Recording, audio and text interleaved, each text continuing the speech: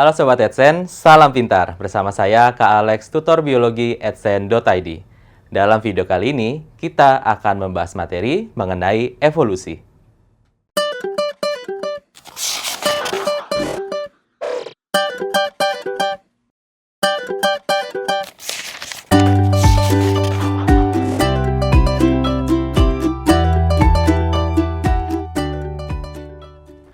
Sobat Edsen, di video sebelumnya, kita sudah membahas mengenai teori asal-usul kehidupan pada periode abiogenesis klasik dengan biogenesis. Nah, kita sampai pada periode yang ketiga, yaitu abiogenesis modern. Loh, kok tiba-tiba udah kesimpulannya bagus gitu ya, makhluk hidup berasal dari makhluk hidup, kok balik lagi jadi abiogenesis? Karena teman-teman ingat gitu ya, dari semboyan biogenesis ya kan, makhluk hidup berasal dari makhluk hidup itu tidak terlalu menjawab gitu ya. Yang benar-benar dari muncul pertamanya itu seperti apa atau bagaimana prosesnya. Maka di sini ternyata nantinya bisa dijelaskan dengan konsep abiogenesis. Dan tentu saja eksperimen yang dilakukan lebih maju gitu ya. Dan tentu saja dari teorinya itu didasarkan dari berbagai studi. Nah, di sini ada 2 poin yang harus kita perhatikan ketika mempelajari mengenai abiogenesis modern. Nah, di sini poin pertama adalah postulat yang dinyatakan oleh Oparin dan Haldane, kemudian percobaan Miller dengan Urey. Nah, kenapa kok ada postulat, kok percobaan? Apa itu postulat? Nah, kita bahas ya untuk poin yang pertama, yaitu postulat Oparin dan Haldane. Oparin dan Haldane di sini dalam mengemukakan suatu teori, nah mereka itu membayangkan bumi pada saat pertama kali terbentuk. Nah, mungkin teman-teman sering lihat ya di dokumenter ataupun misalkan film-film. Nah, teman-teman bisa bayangkan bumi pada saat pertama kali terbentuk itu benar-benar isinya heboh gitu ya, dinamis sekali. Nah, seperti apa? Misalkan ada gunung berapi, ya kan? Terus ada badai petir. Nah, teman-teman bisa bayangkan juga ada lautan gitu ya, kemudian daratan yang terbentuk. Nah, dari kondisi itulah di sini Oparin dan Haldane dapat mengemukakan gitu ya, bagaimana makhluk hidup itu bisa pertama kali muncul. Nah, penekanan yang dilakukan oleh Oparin Haldane atau abiogenesis modern adalah di sini penekanannya pada bahan kimia. Maka, abiogenesis modern itu juga bisa kita sebutkan sebagai periode evolusi kimia. Karena disinilah gitu ya, kita akan mengetahui gitu ya, kita akan mengulik gitu ya, bagaimana pertama kalinya bahan kimia pembentuk organisme atau makhluk hidup itu muncul. Gitu ya. Maka disebut sebagai evolusi kimia. Kalau kita pikirkan, semua yang ada di semesta ini berbahan kimia, ya kan? Termasuk makhluk hidup. Nah, kalau kita ngomongin makhluk hidup, kita pasti tahu ya bahwa kita tersusun atas senyawa yang organik. Senyawa organik cenderung kompleks ya kan ya, seperti yang sudah kita bahas di bab mengenai metabolisme. Nah, sekarang fokus bahasan dari ini itu adalah bagaimana kita bisa mendapatkan senyawa organik. Misalkan karbohidrat, lipid, protein, asam nukleat seperti DNA atau RNA. Nah, dari situlah gitu ya, kita bisa mikir, oh iya ya, membran sel kan terbentuk dari lipid, ya kan? Kemudian teman-teman ingat soal sel dalamnya bisa ada materi genetik, ya kan? Nah, sesimpel itu kita bisa sebut sebagai sel. Apalagi kalau kita ingat mengenai prokariot yang sederhana, ya kan? Nah, dengan demikian teman-teman, postulat Oparin dan Haldane menceritakan bagaimana hal tersebut terbentuk, gitu ya. Teman-teman bisa bayangkan, gitu ya, di sini ada atmosfer.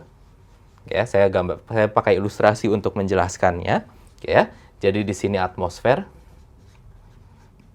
Dan teman-teman bayangkan di sini ada gunung berapi, gitu ya, karena banyak yang aktif.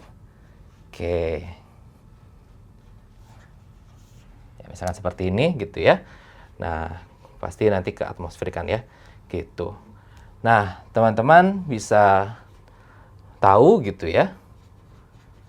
Entah saya tulis dulu ini, gunung berapi. Oke.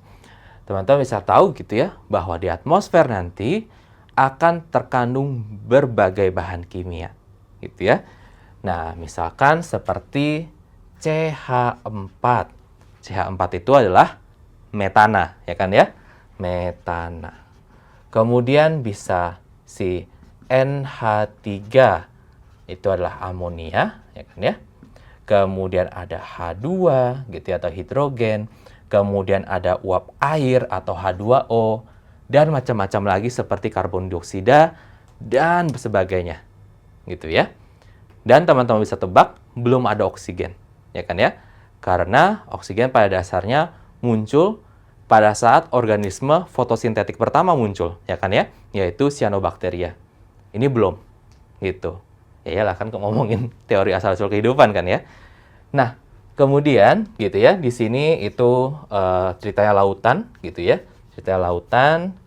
Nah, kemudian teman-teman ingat cerita saya gitu ya, ketika bumi pertama kali terbentuk pada prosesnya ya kan ya. Di situ dinamis sekali, gunung berapi dan ada si badai ya kan ya. Di sini akan ada badai, badai petir gitu ya. Badai petir gitu ya. Nah, kemudian kita bisa gitu ya, bisa perkirakan di sini ada sinar kosmis gitu ya. Terdengar kayak wow, apa itu gitu ya, kayak terdengar kayak keren banget namanya. Sinar kosmis itu kira-kira sinar dari luar angkasa gitu ya.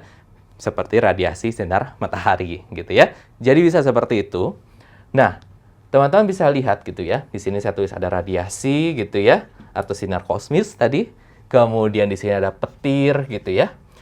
Nah, teman-teman bisa bayangkan ini semua punya energi yang tinggi, ya kan ya? Dan teman-teman pastinya harusnya ada familiar konsepnya di kimia gitu ya, bahwa kalau ada bahan kimia kemudian dikasihkan energi lebih tinggi, maka mereka akan semakin sering bertumbukan, ya kan ya? Mereka akan saling bertumbukan dan ada peluang mereka akan bikin ikatan baru, ya kan? Nah, dengan demikian teman-teman, pada saat kita bayangkan di sini atmosfer itu banyak mengandung ini gitu ya, dikasihkan energi berkekuatan tinggi seperti petir, kemudian seperti radiasi, maka mereka akan bertumbukan. Dan mereka dari sini ya kan ya, kondensasi ya kan ya, akan menjadi hujan gitu. Akan menjadi hujan seset gitu ya, hujan gitu ya. Hujan di sini. Gitu. Dan teman-teman bisa bayangkan, tentu saja lautan dulu gitu ya, itu gunung berapian di dalam laut itu pasti aktif banget ya kan ya, karena itu adalah salah satu cara pembentukan daratan atau benua ya kan, nanti lama-lama terangkat dan sebagainya. Nah, bahkan di sini teman-teman bisa lihat suhunya tinggi ya kan ya, macam-macam. Maka dari gabungan bahan ini CH4, NH3, H2, H2O dan bahan kimia lainnya, maka mereka akan membentuk ikatan yang baru, sehingga nantinya di sini akan terbentuk apa? Nantinya jadi terbentuk senyawa yang kompleks atau yang kita sebut sebagai senyawa organik. Nah, teman-teman bisa bayangkan gitu ya, bahwa lautan dulu pada saat proses pembentukan ini itu banyak sekali kandungannya senyawa organik. Nah, dengan demikian kita bisa bayangkan, berarti logikanya sel pertama terbentuk di mana? Sel pertama terbentuk itu di lautan, gitu ya. Maka ada pepatah gitu ya, atau ada ya teori gitu ya, yang menyatakan bahwa kehidupan berawal dari lautan. Gitu. Nah, kok bisa? Logikanya tetap sama, teman-teman, gitu ya. senyawa organik yang kita maksud itu sesimpel misalkan gitu ya, protein. Kemudian bisa sesimpel karbohidrat. Kemudian ada apa lagi? Ada lipid ya. Kemudian asam nukleat. Nah, ini keempat ini, kalau teman-teman ingat di bab-bab sebelumnya, saya sering bilang ini adalah yang kita sebut sebagai building block, gitu ya. Ini adalah bahan kimia pembangun makhluk hidup. Nah, jadinya teman-teman bisa bayangkan di sini coba lihat kandungan dasarnya apa. Protein CHON, syarat utamanya, gitu ya. Dengan ditambah dengan tipe-tipe tertentunya, asam aminonya beda, berarti rantai sampingnya juga akan berbeda, ya kan? Ada S, ada P, dan itu semua available di alam. Kemudian karbohidrat, CHO, lipid, CHO, asam nukleat teman-teman tahu sendiri, gitu ya. Ada fosfat, ada gula pentosa yang pastinya karbohidrat, ya kan? Kemudian ada basa nitrogen, gitu ya, ada nitrogennya juga, ya kan? Nah, teman-teman bisa lihat ini didapat dari mana? Coba lihat bahan awalnya. Bahan awalnya CH4, ada C, ada H, ada N, ada O-nya. Ya kan? Dari situlah gitu ya, kita bisa lihat di sini pastinya akan ada peluang terbentuknya senyawa organik. Nah, ini semua adalah bahan dasar gitu ya yang digunakan untuk membentuk sel. Oke? Nah, kira-kira seperti itu. Maka dengan terbentuknya senyawa organik di sini, kita akan dapatkan sel pertama. Maka kalau bisa kita simpulkan dengan lebih sederhana gitu ya, pakai skema gitu ya atau diagram sederhana, maka kita bisa lihat kalau Opari menyatakan bahwa Maha, tanda panah gitu ya, di sini dikasihkan energi, berkekuatan tinggi, gitu ya. Kita akan dapatkan senyawa organik, ya kan? Ya kan ya? Jadi kita dapat ini kesimpulannya. Oke? Nah, jadinya teman-teman gitu ya. Kita bisa lihat Maha itu singkatan aja gitu ya. Untuk mempermudahkan biar nggak lupa, ada metana, amonia gitu ya, hidrogen dan air, ya kan? Diberikan energi berkekuatan tinggi berarti siapa? Radiasi atau sinar kosmis dengan badai petir ceritanya. Kemudian akan terbentuk yang namanya senyawa organik. Nah, itu yang dinyatakan kira-kira gitu ya dari si Oparin dan Haldane. Nah, terus pertanyaan mendasar lainnya adalah, terus ini apaan artinya? Postulat. Nah, postulat itu adalah teori yang belum bisa dibuktikan secara langsung, gitu ya. Tapi ingat, teori di sains itu artinya sudah dibentuk dari studi, gitu ya. Jadi nggak sembarangan seperti penggunaan dalam bahasa sehari-hari. Ah, itu mah teori lu doang, gitu ya. Seakan-akan teori itu ya nggak mendasar. Teori di sains itu selalu punya dasar, seperti teori gravitasi, ya kan? Nah, tapi kondisinya gitu ya, ini disebut sebagai postulat karena gitu ya, ini tidak bisa atau tidak mungkin dibuktikan gitu ya, langsung gitu. Loh, kenapa? Kenapa statusnya itu postulat gitu ya? Kan logis. Nah, jadinya teman-teman, kondisi seperti ini, kondisi di mana banyak maha dan sebagainya, itu nggak mungkin lagi gitu ya.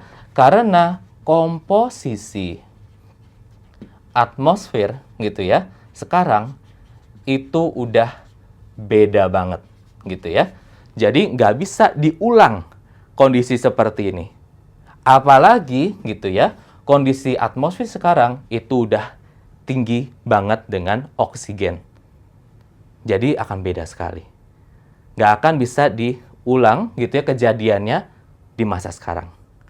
Nah, maka statusnya diterima sebagai postulat. Nah, kemudian teman-teman tentu saja gitu ya, seiring dengan perkembangan sains gitu ya. Nah, ada yang mencoba untuk membuktikan apakah benar kejadian bisa kayak gini. Maka karena bumi itu skalanya terlalu besar, kita akan perkecil, kita akan membentuk dalam skala yang lebih mikro gitu ya. Kita akan bikin simulasi yang akan meniru kondisi bumi pada saat pertama kali terbentuk. Nah, ini yang dilakukan oleh Miller dan Urey. Teman-teman bisa lihat, ini adalah perangkat Miller-Urey, gitu ya. Perangkat Miller-Urey itu tugasnya untuk menguji apakah yang dikatakan oleh Oparin dan Haldane itu benar. Nah, sekarang kita akan identifikasi dulu bagian-bagiannya, gitu ya. Nah, teman-teman bisa lihat di sini ada beberapa bagian, kita akan namai dulu saja, gitu ya. Di sini ada sumber panas, itu api, gitu ya. Kemudian di sini ada air. Jadi teman-teman bisa lihat ini airnya dididihkan, gitu ya. Kemudian perangkat ini adalah perangkat kaca yang saling tersambung. Nah, maka teman-teman bisa lihat di sini ada semacam bulatan lagi. Nah, ini ada kayak listrik-listrik gitu, ya kan ya? Nah, ini adalah si elektrodanya. Oke, ini adalah elektrodanya. Nah, nanti di dalam bulatan ini kita akan menemukan si maha, gitu ya. Kita akan menemukan maha di sini. Siapa tadi? Metana, amonia, hidrogen, dan air. Airnya bisa dari uap air di sini kan ya? Gitu. Nah, kemudian bagian yang ini kita sebut sebagai kondensor.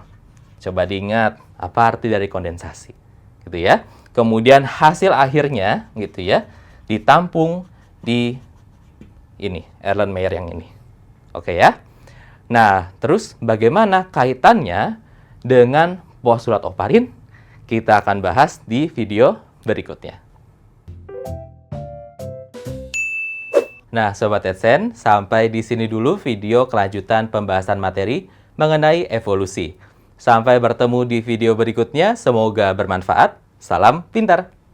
Sekian Sobat Edsen untuk video pembelajaran hari ini. Sampai ketemu lagi di video belajar berikutnya. Jangan lupa aktifkan notifikasi untuk video terbaru kami ya. Sobat Edsen juga bisa mengunjungi edsen.id dan temukan ribuan video pembelajaran. Sampai jumpa Sobat Edsen, salam pintar!